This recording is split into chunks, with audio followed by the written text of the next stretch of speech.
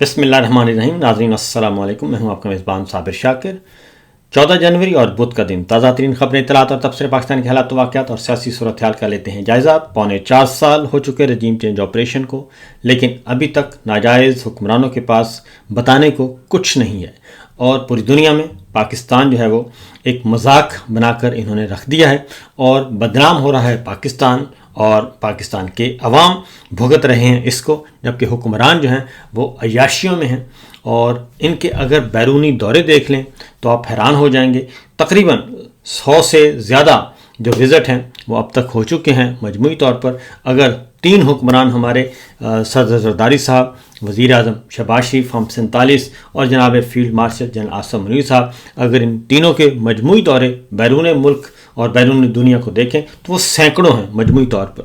اور میرا خیال ہے کہ کوئی ایسا دن نہیں آتا کہ پتہ چلے کہ کوئی نہ کوئی ہمارے سربراہ جو ہیں وہ پاکستان سے باہر ہیں. اس وقت بھی زرداری صاحب جو ہیں وہ 3 دن کے دورے پر جو ہیں وہ بحرین پہنچے ہوئے ہیں، اور وہاں پہ وہ گئے ہیں اکنامک ڈیولپمنٹ کا ایک کوئی سیمینار ہے، کوئی کانفرنس ہے اس میں. لیکن ہمارے ہاں جو اکانومی ہے وہ بالکل نیگیٹو میں ہے، کہیں سے کوئی اچھی خبر نہیں آ رہی. سب سے پہلی خبر لیتے ہیں جی اڈیالہ جیل. اور اڈیالہ جیل کے باہر پھر کل رات تشدد کیا گیا، لاٹھی چارج کیا گیا، مار دھاڑ کی گئی، 15 لوگوں کو گرفتار کر لیا گیا، اور یہاں تک کہ خواتین، بچے، معصوم انوسینٹ جو ہیں وہ خالی ہاتھ بیٹھے تھے، لیکن وہاں پہ بھی حرکت سے باز نہیں آئے، اور سخت ترین سردی میں وہاں پہ لاٹھی چارج کر کے اور پولیس آپریشن کر کے کریک ڈاؤن کر کے ان کو وہاں سے منتشر کیا گیا. اور عمران خان صاحب کی بہنوں کو، بشرا بی بی کی فیملی کو بھی اسی طریقے سے ان کو بھی وہاں سے نکالا گیا، اور وعدہ کیا گیا کہ جناب اگلے بدھ کو، اگلے منگل کو ہم آپ کی ملاقات کروا دیں گے. اس دوران کل عمران خان اور بشرا بی بی کی ایک بار پھر بتایا گیا ہے، سرکاری سطح پہ بتایا گیا، جیل حکام نے خبر چلوائی ہے کہ کل ملاقات کروائی گئی ہے جیل میں بشرا بی بی اور عمران خان کی. اب میں آپ کو یہ بتا دوں کہ یہ ملاقات کیوں کروائی جاتی ہے، یہ کیوں کروانی شروع کر دی گئی ہے. صرف اس لیے تاکہ باہر سے جو پریشر آ رہا ہے، کیونکہ یہ بنیادی طور پہ یہ بنیادی انسانی حقوق کی سنگین خلاف ورزی ہے کہ آپ سیاسی رہنماؤں کو نمبر 1 قید کریں، جھوٹے مقدمات قائم کریں، جھوٹی سزائیں سنائیں، اور پھر ان پہ جیل میں ان کے ساتھ غیر انسانی سلوک کیا جائے اور انہیں قید تنہائی میں رکھا جائے. اس لیے یہ تاثر دینے کی کوشش کی جا رہی ہے کہ ہم ان کو قید تنہائی میں نہیں رکھا ہوا، جبکہ حقیقت یہی ہے کہ بشرا بی بی بھی اڈیالہ جیل میں ایک قیدی ہیں، اور عمران خان صاحب بھی ایک قیدی ہیں. اور اگر ان کی ایک 20 منٹ کی، 25 منٹ کی ملاقات کروا دی جائے تو اس کو قید تنہائی ختم کرنا نہیں کہتے، اور وہ تو ان کا رائٹ ہے اور یہ تو مسٹ ہے. تو اس لیے اس سے بچنے کی کوشش کر رہے ہیں، جبکہ جیل سے باہر سے کوئی بھی 3 مہینے ہو گئے کوئی نہیں جا رہا. اور اس کی ریزن یہ بتائی جا رہی ہے، اب ذرا آہستہ آہستہ باتیں کھل رہی ہیں. 8 فروری کا خوف جو ہے وہ مسلسل ان کو کھائے جا رہا ہے.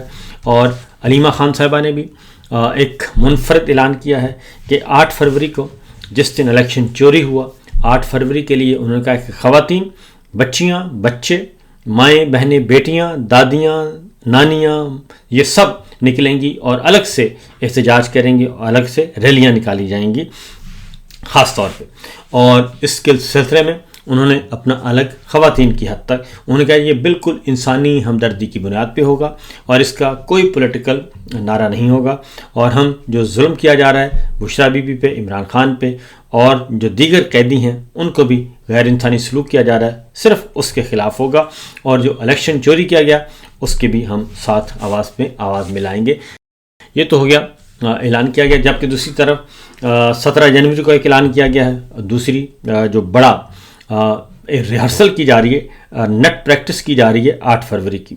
اب رانا ثناء اللہ صاحب نے ایک انکشاف کیا، اور انہوں نے کہا جی کہ ہم نے محمود خان اٹیچی صاحب کو آفر کی تھی کہ ہم آپ کی ملاقات فارم 47 کے شہباز شریف صاحب سے کروا دیتے ہیں، لیکن انہوں نے ملاقات سے معذرت کر لی محمود خان اٹیچی صاحب نے، اور انہوں نے واضح طور پر کہا کہ جناب پہلے ملاقات ہوگی جناب عمران خان کے ساتھ اڈیالہ جیل میں، اس کے بعد پھر ہم کوئی اور ملاقات کریں گے. پہلے ان کے پاس جاؤں گا کیونکہ انہوں نے مجھے لیڈر آف اپوزیشن نامینیٹ کیا ہے، اور یہ میرے لیے بڑے اعزاز کی بات ہے، اور میں ان کو کسی بھی صورت میں ڈچ نہیں کر سکتا، کیونکہ میرے پاس تو ہے ایک سیٹ، اور ایک سیٹ والے کو انہوں نے پوری کی پوری جماعت دے دی. سنی اتحاد کونسل میرے ساتھ، مجلس وحدت المسلمین میرے ساتھ، تو یہ سب نے مل کے مجھ پہ اعتماد کیا ہے. اس لیے میں عمران خان صاحب سے پوچھے بغیر کوئی قدم نہیں اٹھا سکتا. ان کے پاس جاؤں گا، ایک پولیٹیکل اسٹریٹجی طے کریں گے اور گپ شپ لگائیں گے، اس کے بعد پھر میں اگلی ملاقات کوئی کر سکتا ہوں. لہٰذا انہوں نے وزیر اعظم شہباز شریف سے ملاقات نہیں کی. ہاں البتہ نواز شریف صاحب سے ملاقات، نواز شریف صاحب کو بالکل انہوں نے بند کیا ہوا ہے جاتی عمرہ میں، اور ان تک کسی کی ایکسیس نہیں ہے، اور یہاں تک کہ ہماری اطلاع کے مطابق مکمل کنٹرول ہے ان کے فون کالز پہ، بہت محدود ہے. کوئی بھی پارٹی لیڈر جو ہے وہ بھی ان سے ملاقات نہیں کر سکتا جب تک کہ مریم صاحبہ نہ چاہیں، اور اس لیے بہت زیادہ سختی کی جا رہی ہے. اور وہ آزاد شہری نہیں ہیں جو عرف عام میں جسے کہا جاتا ہے. ادروائز تو وہ نظر آتے، اور محمود خان اچکزئی صاحب جو ان کے بہت اچھے دوست ہیں، اور ان کو وہ بلا لیتے، ملاقات کر لیتے، لیکن ایسا نہیں ہو رہا. مولانا فضل الرحمان صاحب کے ساتھ ملاقات ہو سکتی تھی لیکن ایسا نہیں ہو رہا، اس لیے انہیں فی الحال بند ہی رکھا ہوا ہے. اگلی خبر ہے جناب، یہ تو ہے پولیٹیکل وکٹمائزیشن کا ایک معاملہ چل رہا ہے. دوسری جانب پاکستان کہاں کھڑا ہے؟ پاکستان یہ ایک میرے سامنے ایک بین الانڈیکس 2026 کی پہلی ششماہی کے لیے دنیا بھر کے طاقتور ترین پاسپورٹس اور کمزور ترین پاسپورٹس کی تفصیل جاری کی گئی ہے، اور یہ باقاعدہ طور پہ ایک کمپنی ہے بینلے، ان کی طرف سے جاری کیا جاتا ہے. اور اس میں سنگاپور کا پاسپورٹ طاقتور ترین پاسپورٹ ہے، اور اس کے شہریوں کو، یعنی کہ جس کے پاس سنگاپور کا پاسپورٹ ہے، 192 ممالک میں ویزا فری سروس ہے جی. اور اس کے بعد آ جاتا ہے جاپان اور جنوبی کوریا کے پاسپورٹ ہیں، پھر جس میں 188 ممالک کے ویزا فری ہیں. پھر سوئٹزرلینڈ ہے، سویڈن ہے، اسپین ہے، ڈنمارک ہے، لگزمبرگ ہے، یہ تیسرے نمبر پہ ہیں. پھر نیدرلینڈ ہے، آسٹریا ہے، بیلجیم ہے، آئرلینڈ ہے، Italy, France, German, Norway, Finland اور یونان. پھر متحدہ عرب امارات آ جاتے ہیں، ہنگری، پرتگال، سلواکیہ، سلوانیہ. پھر اس کے بعد آ جاتے ہیں یہ سارے 184، 180، 180 ممالک سے زیادہ کے ویزا فری جو ہیں وہ پاسپورٹ ہیں. اور پھر پاکستان، یعنی کہ ہم پہلے 10 ملکوں میں بھی شامل نہیں ہیں، ہم اگلے 20 میں بھی نہیں ہیں، 30 میں بھی نہیں ہیں، 40، 50، 60، 70، 80، 90 میں بھی نہیں ہیں. اور ہمارا نمبر آتا ہے 98 نمبر پہ ہمارا پاسپورٹ ہے، اور یہ کمزور ترین پاسپورٹ ہے. اور 98 نمبر پہ ہی عراق کا پاسپورٹ ہے، اور پھر 99 پہ عراق کا ہے، اور شام کا 100ویں نمبر پہ ہے، افغانستان کا 101ویں نمبر پہ ہے. یعنی کہ صرف 3 پاسپورٹ ہیں ہمارے بعد، وہ ہے عراق، شام اور افغانستان. باقی سب پاسپورٹ ہم سے بہتر ہیں. اور اسی طریقے سے پاکستان سے اوپر بھارت، چائنا، ایران، سعودی، تمام پاسپورٹ بہتر ہیں ہم سے. تو ہم صرف 3 ملکوں سے بہتر ہیں. باقی 98 نمبر پہ ہمارا پاسپورٹ کا آتا ہے جی اسٹینڈرڈ، اس سے نیچے جا نہیں سکتے. تو یہ ہے صورتحال، یہ ہے سچویشن ہماری پاسپورٹس کی. ابھی کچھ دن پہلے ہی یہ ہمارے فیلڈ مارشل نے ایک کلیم کیا تھا کہ جناب پاکستانیوں کی عزت اور پاکستان کے پاسپورٹ کی قدر و منزلت بڑھتی جا رہی ہے. تو یہ میں نے آپ کے سامنے رکھ دیا ہے کہ اس حد تک بڑھی ہے، اس سے زیادہ نہیں بڑھی. تو ہم وہیں کے وہیں کھڑے ہیں، اور یہی صورتحال ہر وقت ہے. باقی میں آپ کو بتا رہا تھا کہ بیرون ملک اگر ان کے دورے چیک کیے جائیں تو ایسے لگتا ہے کہ دنیا بھر کے ممالک جو ہیں، دنیا بھر کی سرمایہ کاری وہ ہمارے ملک میں ہی آ رہی ہے، اور ہم بہت ہی امپورٹنٹ تصور کیے جاتے ہیں. لیکن یہ صرف دورے جو ہیں ان کے ذاتی فائدے کے لیے ہو سکتے ہیں. قوم کو، ملک کو اور کسی قسم کا پاکستان کی اکانومی کو ابھی تک کوئی فائدہ نہیں ہوا، کسی قسم کی کوئی سرمایہ کاری نہیں آئی. آگے بڑھتے ہیں جناب، اگلی خبر ہے، اور وہ ہے ایران کے حوالے سے. کیونکہ ایران ہمارا پڑوسی ملک ہے، رجیم چینج آپریشن بہت بڑا چل رہا ہے وہاں پہ. ایک کوشش کی گئی بائی فورس، اور کچھ عرصہ پہلے مئی جون میں ایک بہت بڑا بلکہ مارچ کے مہینے میں ایک ایکٹیویٹی وہاں پہ کی گئی، اور حملہ کیا گیا تھا اسرائیل کی طرف سے، امریکہ کی طرف سے. اور ایران کی فوجی قیادت، ایران کی جو جوہری سائنسدانوں کی قیادت ہے، وہ پاسداران انقلاب، ان سب کو ان کو شہید کر دیا گیا تھا.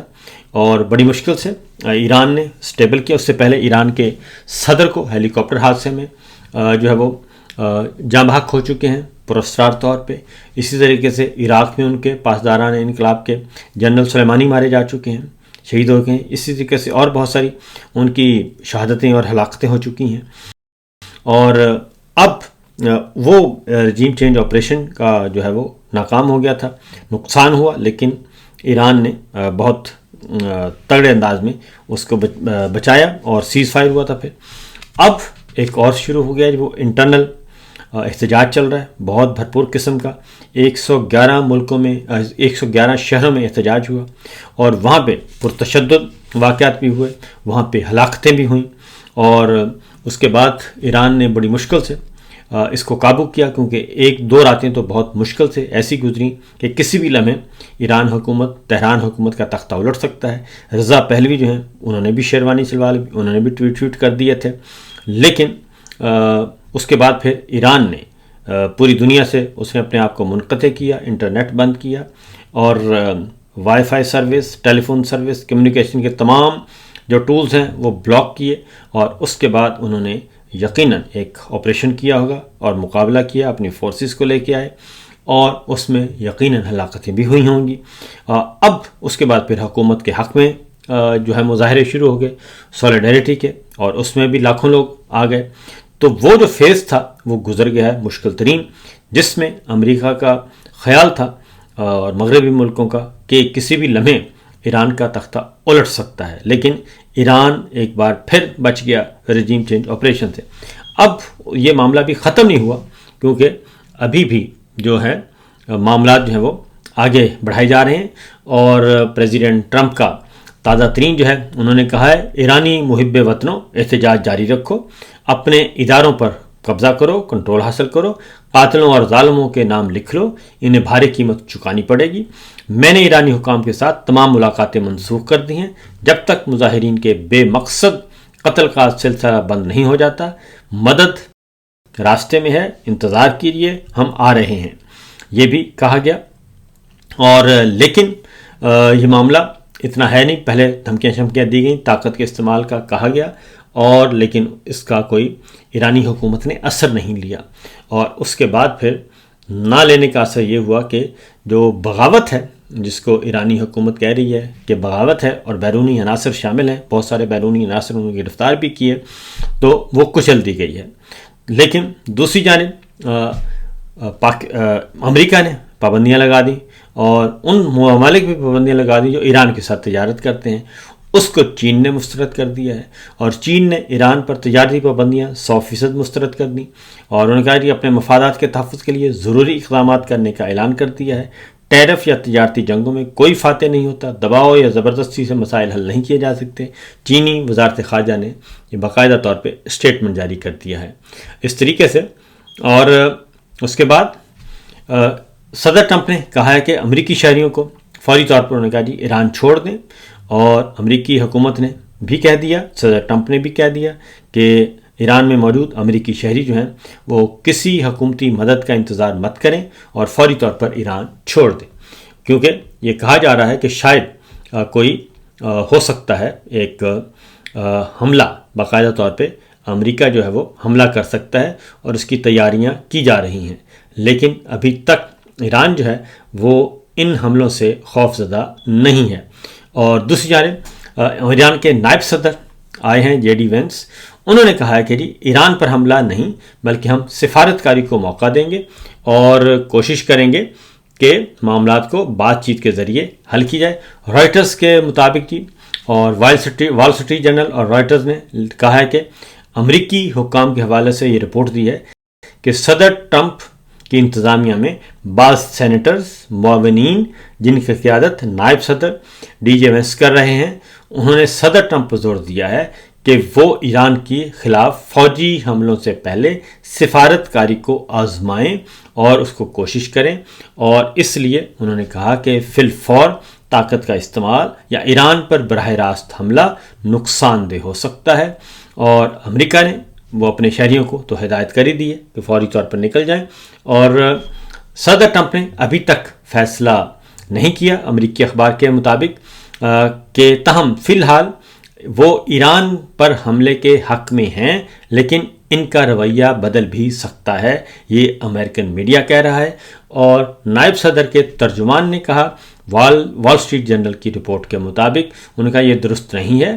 اور ڈی جی ایم ایس کے ڈائریکٹر مرسلات نے کہا کہ نائب صدر اور وزیر خارجہ جو ہیں وہ مل کر صدر کو مختلف آپشنز پیش کر رہے ہیں، جس میں سفارتی طریقہ کار سے لے کر فوجی اقدامات تک شامل ہیں، اور تمام آپشنز جو ہیں وہ بغیر کسی جانبداری یا جھکاؤ کے پیش کر رہے ہیں۔ تو اس طریقے سے امریکہ کے اندر بھی مختلف آراء پائی جاتی ہیں کہ اس طریقے سے براہ راست ہم ایران پہ حملہ نہ کریں، کیونکہ وہ آخری آپشن ہوگا، اور اگر وہ آخری آپشن بھی کام نہ آیا تو اس سے سبکی ہوگی پوری دنیا میں امریکن اتھارٹیز کی۔ تو یہ صورتحال چل رہی ہے۔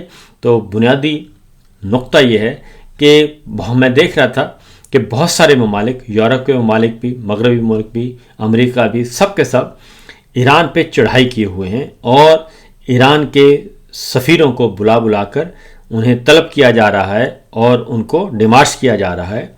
ایران بھی تہران میں یہی کام کر رہا ہے، لیکن پاکستان میں 3 قتل عام ہو چکے ہیں۔ آزاد کشمیر میں ہو چکا، 26 نومبر کا ہو چکا، مرید کے کا ہو چکا، الیکشن چوری ہو چکا، اور رپورٹ بھی آ چکی، اور کامن ویلتھ کے انٹرنیشنل آبزرورز ان کی رپورٹ آ چکی، سب مان رہے ہیں، اقوام متحدہ کی رپورٹ بھی موجود ہے، اور اس کے ساتھ ساتھ یورپی یونین کی رپورٹ موجود ہے، ہیومن رائٹس آرگنائزیشن کی رپورٹ موجود ہے کہ پاکستان میں نہ آزاد عدلیہ ہے، نہ جمہوریت ہے، نہ انسانی حقوق ہیں، نہ آئین ہے، نہ قانون ہے، نہ میڈیا ہے۔ لیکن اس کے باوجود وہ ریئیکشن اور وہ پریشر ہمارے ناجائز حکمرانوں پہ نہیں ڈالا جا رہا۔ اس کا مطلب ہے کہ وہ صرف اپنے مفادات کو دیکھ رہے ہیں کہ جناب ہمارے مفادات اور ہماری تابعداری، اگر ہماری تابعداری اور ہمارے ساتھ وفادار ہیں اور ہماری اطاعت کر رہے ہیں تو ہمیں کوئی اعتراض نہیں ہے، داخلی پالیسی ان کی کچھ بھی ہو۔ تو یہ ایک ڈبل سٹینڈرڈ ہے جی معاملہ۔ تو یہ ڈبل سٹینڈرڈ چلتے نہیں ہوتے، دوگلا پن اس طرح نہیں چلتا ہوتا، اسی لیے پھر معاملات خراب بھی ہوتے ہیں، اور پھر اس پہ تنقید بھی ہوتی ہے، پھر نوجوان بھی سوال اٹھاتے ہیں۔ تو میرا خیال ہے کہ واشنگٹن ہو، وائٹ ہاؤس ہو، پینٹاگون ہو، اور ان کو دفتر خارجہ ہو، ان کا اسٹیٹ ڈپارٹمنٹ ہو، انہیں سوچنا چاہیے کہ آخر کیا وجہ ہے کہ ایک ملک میں آپ حکمرانوں کو آپ سب کچھ تمام تر برائیوں کے باوجود ان کو سینے سے لگاتے ہیں، اور دوسری طرف آپ ایک دوسرے ملک میں اس کی حکومت کا تختہ الٹنے کے لیے آپ طاقت کے استعمال کی بات کرتے ہیں۔ تو فی الوقت اتنا ہی، اجازت دیجیے، اللہ حافظ۔